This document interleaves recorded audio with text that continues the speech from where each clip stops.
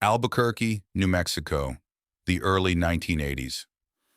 On the eastern edge of the city, the fence line of Kirtland Air Force Base runs for miles, and just beyond that fence lives a businessman named Paul Benowitz.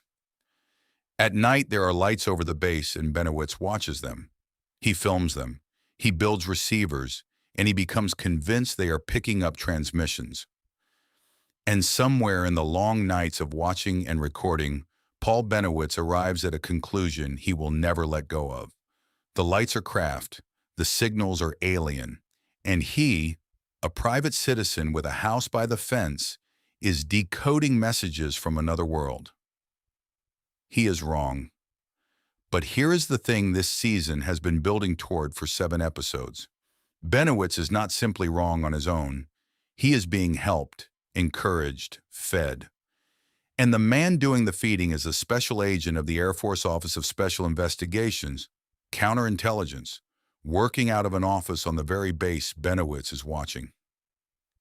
Everything we've given you so far, the deception office, the gardening hypothesis, NICAP, we've been careful to flag what's documented and what isn't.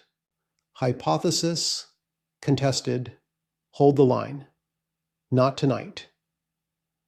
Tonight, there are no hypotheses at the center of the story. The people who ran this operation confessed to it, on a stage, in print, on the record. Tonight is the reason I believe everything else in this series deserves a hearing.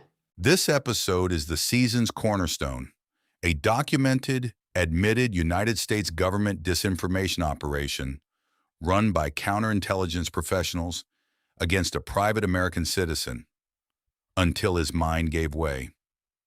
Every earlier episode points here. Every later one flows from it.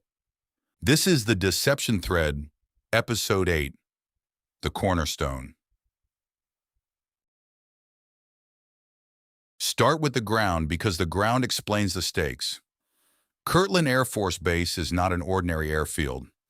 Inside its fence line in the early 80s sits an institutional complex this series will keep returning to, the Air Force Office of Special Investigations District Office, the Department of Energy's Albuquerque Operations Office, and Sandia National Laboratories, a pillar of America's nuclear weapons enterprise. That triangle, Air Force counterintelligence, the nuclear establishment, and the weapons labs, is documented, and it sits at one address. Now put a private citizen next to the fence with cameras and receivers. Whatever Paul Benowitz was actually picking up, and that remains contested to this day, his instruments were aimed at that complex, and his letters and phone calls announced to the Air Force exactly what he was collecting. Bill Moore, a man you will come to know very well in the next half hour, later said Benowitz's probes were brushing against classified military operations, possibly, in Moore's account, early stealth aircraft testing. We flag that. One witness uncorroborated. What is not contested is what happened next. The Air Force did not ignore him. It did not simply warn him off. It opened a file, and it went to work on his mind. The agent on the Benowitz problem was an AFOSI special agent at Kirtland named Richard Doty. And the method, described later in public by the participants themselves, was not denial. Denial would have been the honest man's censorship. The method was the opposite. Benowitz believed aliens were transmitting from the base, so the operation agreed with him. It fed him confirmation, documents, details, an entire cosmology, hostile visitors, secret treaties, underground bases, implants in human bodies. Years later, Moore described where that cosmology had come from. Benowitz's entire belief system, he said, was all cooked up by the counterintelligence people for the purpose of discrediting Benowitz. Hold on to how strange that is. The United States Air Force did not tell a confused citizen the truth. It built him a better delusion, and then watched the delusion consume him. So who is Bill Moore? In 1980, Moore is one of the most respected names in civilian UFO research, co-author of the Roswell Incident, the book that resurrected the Roswell story itself. He has access, credibility, and the trust of the research community. And at the height of that reputation, he is approached, not the other way around. And the distinction matters enough that Moore himself would later correct the record in a 1989 interview published in a newsletter called Focus. It was the government who came to me, not vice versa. It would be more correct to say that I worked with, rather than for, a government agency. That agency, as is made perfectly clear in my Las Vegas paper, was AFOSI, and my contact man was Richard Doty. His role, in his own careful words, was, quote, essentially limited to supplying them with information concerning Paul's thinking, activities, and interrelationships with others. Strip the careful wording and look at the function. A trusted insider of the research community was reporting to Air Force counterintelligence on the mental state of the operation's target, while the operation fed that target disinformation, intelligence in, disinformation out, through the same pair of hands. That's the part people miss when they retell the story. Doty gets the headlines, but the operation only works because of Moore. Counterintelligence 101. You don't just feed a target, you meter the dose. You need to know what he believes today to know what he'll swallow tomorrow. Moore was the metering instrument. And Moore had a rationalization ready, which will let him give you himself. I would play the disinformation game, get my hands dirty just often enough, while trying to learn as much as possible about who was directing it and why. Two justifications in his telling. If he hadn't done it, the government would have found someone else. And playing along was the only way to learn how the game worked, and someday expose it. You can decide for yourself what those justifications are worth. What they are not is a denial. The material fed to Benowitz did not stay with Benowitz. Moore asserted his claim, and we flag it as that one of John Lear's confidential sources traced back to the same Washington office directing the Benowitz effort, and that Lear's sensational material was, in Moore's words, an embellished regurgitation of the very disinformation fed to Paul. Through voices like Lear and Bill Cooper, the poisoned cosmology, underground bases, treaties, implants soaked into the culture. Much of it lives there to this day. And Benowitz himself? By early 1984, accounts of the operation show a man visibly coming apart. Some accounts also describe harassment by microwave transmission, a claim we flag as reported, not adjudicated. What is documented is the arc. In 1985, Paul Benowitz was voluntarily hospitalized. The operation's end state was not a secured base or a signed agreement. It was a broken human being. In episode 4, 2 officers died flying a hoax home in a B-25. And I told you deception has casualties. Benowitz is the other kind of casualty, the slow kind. Nobody laid a hand on him. They just kept agreeing with him. On purpose. With a budget. Until there was nothing left of him to agree with. That's what a real government UFO operation looks like.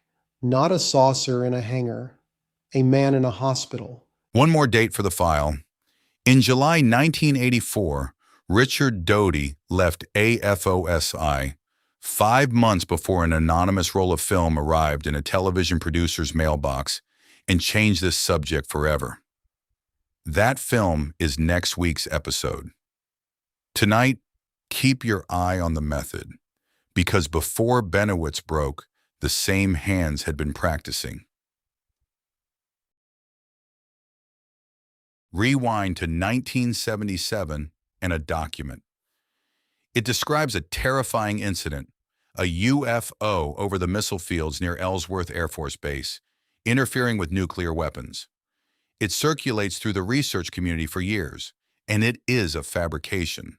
When researcher Bob Pratt ran it down, the trail led to Richard Doty, and Pratt published the exposé in the MUFON UFO Journal in January 1984, the first formal public identification of Doty as a forger. According to physicist Bruce Maccabee, Moore acknowledged that Doty confessed to forging it, and Doty's reported justification is the signature of everything that follows. The incident really happened, he said. He just wanted the public to know, so he typed the document himself. Note that there are two Ellsworths because the con depends on the confusion. There was a real Ellsworth case, 1953, radar and visual, dozens of witnesses, a fighter scrambled to intercept. Edward Ruppelt of Project Blue Book called it, quote, the best UFO report in the Air Force files. J. Allen Hynek, in a classified assessment, wrote this. The entire incident, in my opinion, has too much of an Alice in Wonderland flavour for comfort. A forger doesn't invent from nothing. He grafts onto something real, a real base, a real case, a real anxiety. Then the method refines. September 1980, a letter surfaces describing a UFO sighting by a man named Craig Weitzel near Kirtland. Another Doty fabrication, and the typewriter implicated sat in the Kirtland AFOSI office. And in November 1980, a teletype appears, the so-called Project Aquarius message shown to Moore inside the Kirtland AFOSI offices. Buried in its text is a phrase no one had ever seen before. MJ12. Remember where you heard it first, not in an archive, in a document that came out of a counterintelligence office. Years later, in that same 1989 interview, Moore made an admission about the teletype that should have ended its evidentiary life. The version in circulation, he conceded, was not an original at all. It was a reconstruction, retyped from memory. Whose memory? His own. And Richard Doty's combined. Moore believed the original referred to the NSA, where the retyped version said NASA. And he admitted he was withholding a further portion of the text, deliberately, so that if anyone else ever came forward claiming to hold the same document, he could test them against the part only he knew. That is not how a researcher handles evidence. That is how a case officer handles a controlled document. That withheld text trick is a verification trap. Counterintelligence document control, straight from the manual. And it tells you the important thing about the Aquarius teletype. Authentic or not, it was never evidence. It was an instrument, a thing built to be shown, dosed, and tracked. When we score a document like that in an ACH matrix, its content scores nothing. Its existence scores everything, just not for the hypothesis its believers think. April 1983, an office at Kirtland Air Force Base. Linda Moulton Howe, a prominent documentary maker, then at work on a UFO film, is shown what is described to her as a presidential-level briefing paper. Crashed discs, recovered bodies, the whole secret history. She is allowed to read it. She is not allowed to keep it. No copy. No camera. Then the promised cooperation dissolves, and her film dies. By her sworn account, the man across the desk that day used a code name for himself, Falcon, and said the name had been given to him by Bill Moore. The man was Richard Doty. Shown, never given. Mark that signature, because Doty himself later articulated it as doctrine. When another set of documents reached Moore's circle, Doty's advice, as Moore recounted it, was this. Show them to this person, but be sure not to give him any copies. Let whoever it is talk all they want. That way you can verify how long you've had the stuff. And if the person does enough talking, you might learn something from the feedback. Seed the document, forbid the copy, monitor the feedback. The man that particular advice was aimed at was a cleared defense contractor employee named Lee Graham, and what was done to him And what he did about it is so consequential, it gets most of next week's episode. Tonight it proves one thing: the Benowitz operation was not an improvisation, it was a repeatable method, applied to researcher after researcher. How many hands? Moore said that in early 1983 he became aware Doty was working with a team, at least 3 others, possibly 4, including a man from Denver operating out of Washington, D.C., running what Moore called an elaborate disinformation game against a prominent researcher, Howe. Only one of the team, Moore said, would have had any visible connection to Doty. If that is true, this was not a rogue agent. It was an apparatus, compartmented, multi-city, institutional. We flag it honestly. The apparatus claim rests on Moore's word. But notice what kind of detail it is. Compartmentation, one visible man, the rest unconnectable, is not how fantasists embroider. It is how professionals actually build these things. And who was Falcon? In 1988, a national television special called UFO Cover-Up Live put a silhouetted intelligence insider named Falcon on the air. The production record and multiple witnesses establish who sat in the silhouette: Richard Doty. That much is well-sourced. But Doty has claimed he was only a stand-in, that the real Falcon was a retired Air Force colonel named Barry Hennessy, a former director of security and special programs. Hennessy denies it. The sole source for the claim is Doty, a confessed disinformation officer, so we treat it accordingly: contested, single-sourced, and denied by the man named. Moore, for his part, reportedly told a fellow researcher years later that Falcon was a retired senior CIA officer named Harry Rositsky, indirect, unverified, and Rositsky died in 2002. Moore also said Doty's real code name in the network was not Falcon at all. It was Sparrow.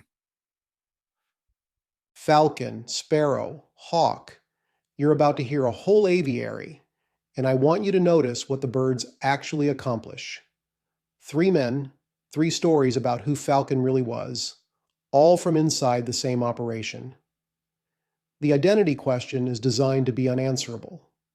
Every hour a researcher spends on it is an hour spent inside their frame. So we log it contested, and we move. The method is the finding. The names are the bait. July the 1st, 1989, Las Vegas, Nevada. The annual symposium of MUFON, the Mutual UFO Network, the largest civilian UFO organization in the world. Bill Moore, Roswell author, community royalty, takes the podium, and instead of a research paper, he delivers a confession.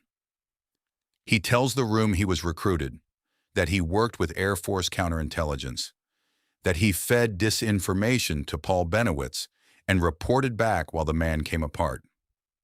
The room erupts. The publisher of a well-known UFO magazine leaves in tears. The conference host returns to the podium again and again, calling for order. Stanton Friedman, Moore's own longtime collaborator, appears as shocked as anyone in the hall. Moore reads the justification he came with. I would play the disinformation game, get my hands dirty just often enough, while trying to learn as much as possible about who was directing it and why. In the months that followed, he repeated the essentials in print. In the Focus interview you have been hearing all hour, the government came to him. The agency was AFOSI. The contact man was Richard Doty. The community's verdict was immediate. Vicky Cooper of UFO magazine called it, quote, the blackest mark on this field yet to surface. Barry Greenwood of the group Cause said Moore had been, quote, one of the biggest sources of disinformation in all ufology for 10 years, and called the money motive blatantly obvious.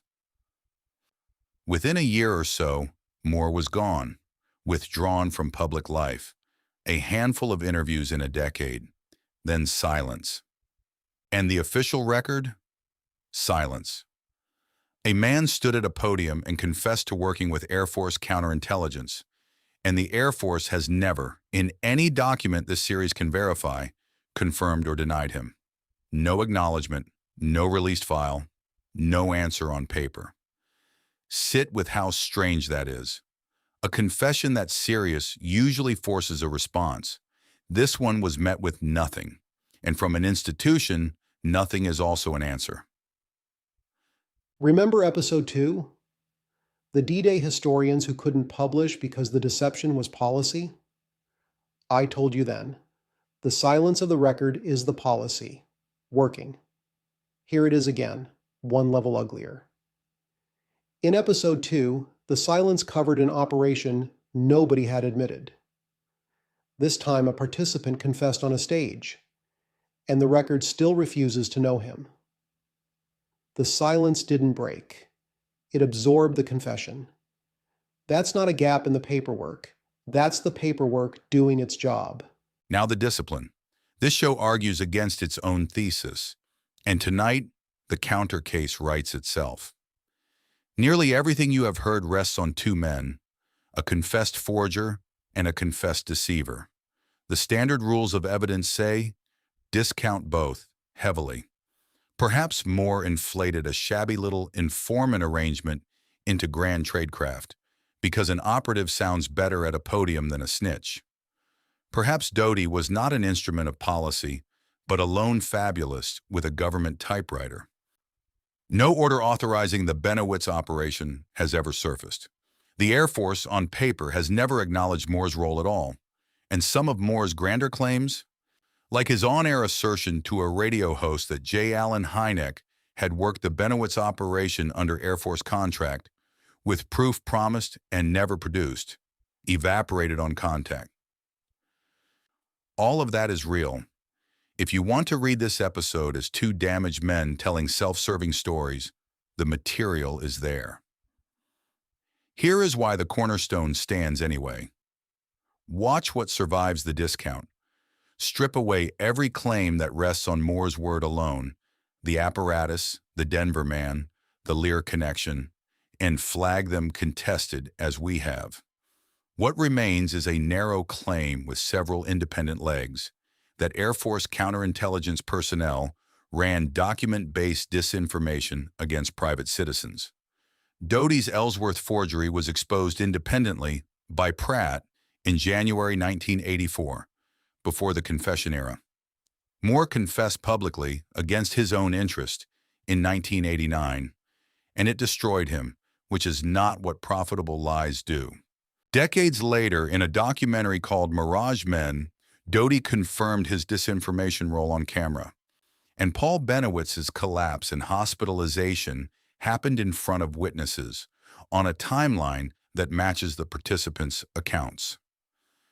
Two participants confessing separately over decades against interest, with an independent exposure trail and a hospitalized target. That is why this episode, alone so far in this season, carries the flag, documented. For 7 episodes, I've made you hold the line. Placement in the room is not proof of the act. Officers near code breakers, admirals on boards, suggestive, never sufficient.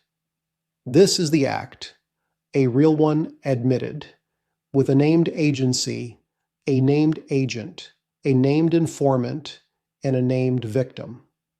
And notice what it isn't. It isn't a saucer in a hangar. The one fully documented government UFO operation we possess is the government manufacturing the alien story, not hiding it. That should recalibrate every probability you carry into the rest of this season. It's also uglier than any conspiracy theory, because conspiracy theories at least have a point to them. This just had a man at the end of it. Run the grammar one more time. Seed, forged teletypes, briefing papers shown and withdrawn, a cosmology built to order. Amplify. Trusted researchers, lecture circuits, frightened voices carrying the material outward. Manage. An informant metering the target's beliefs, and an official record that never admits he exists. Harvest. A discredited man, a poisoned research field, and a public primed to believe in secret committees and crash disks. So, who benefits? Whoever needed Paul Benowitz's antennas explained away. Whoever needed serious people to flinch from the whole subject. And, keep this one, whoever was about to need an audience that had already been taught what to believe. Because in that same 1989 interview, Moore left a warning the rest of this season will keep proving true. Until the last card has been played, he said, the game isn't over. The deception lesson of the cornerstone is the one nobody wants. Ask what a real, documented government UFO operation looks like. Not the rumored kind, the confessed kind, and the answer is this. It looks like counterintelligence officers feeding a private citizen a fantasy until he broke, while an informant took his pulse, and the official record never admitted any of it was happening. Not a cover-up of the extraordinary, the manufacture of it. Next time on the deception thread. The men who broke Paul Benowitz had a bigger project underway, a set of documents that would rewrite the history of Roswell, name a secret committee of 12, and become the founding scripture of modern ufology. And they started, of all places, with a novel, an unpublished manuscript written years before an anonymous roll of film ever reached a television producer's mailbox. Episode 9, The Drop. Thank you for taking the time to listen. Remember, we don't teach you what to believe, we teach you how to think. This is The Circle Jerk.